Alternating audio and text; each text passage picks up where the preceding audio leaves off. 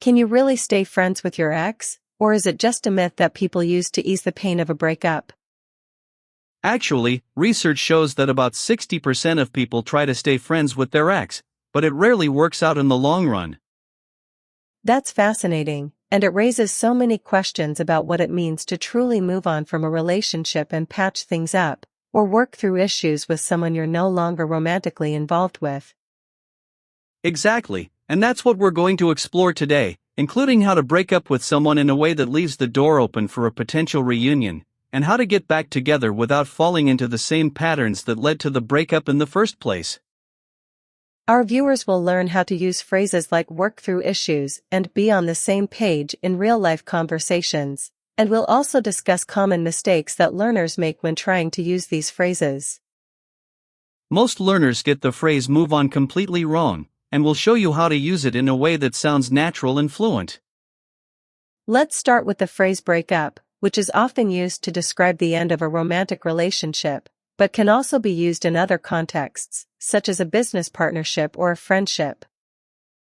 For example, the band broke up after their last album means that the band members decided to go their separate ways, and it's not just limited to romantic relationships. Here's the weird part, though: when we say break up, we're often implying that the relationship is over for good, but what if you want to leave the door open for a potential reunion? That's where the phrase get back together comes in, which means to re-establish a romantic relationship with someone you were previously involved with.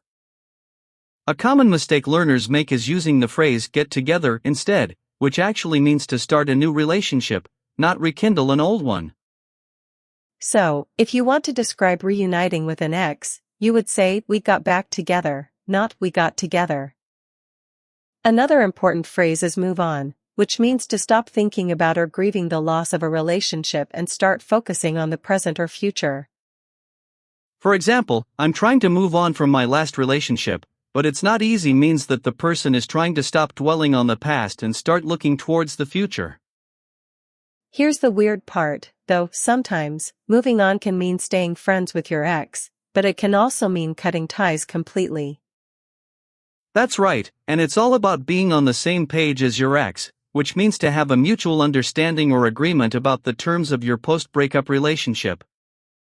If you and your ex are on the same page, you can work through issues that arise after the breakup, such as dividing up belongings or co-parenting children.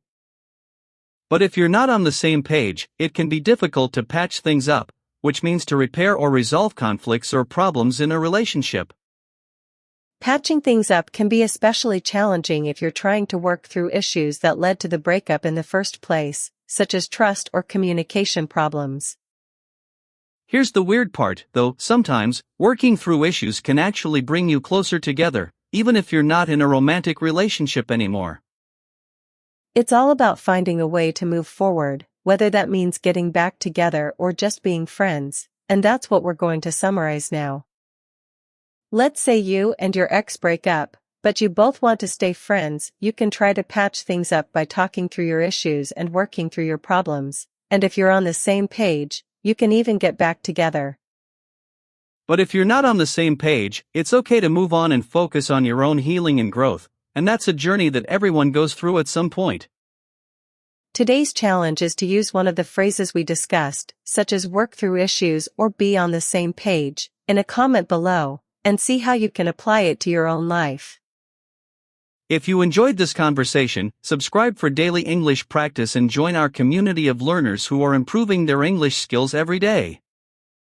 And tune in tomorrow, when we'll be discussing the topic of English for job interviews, and how to use phrases like career goals and job satisfaction to ace your next interview.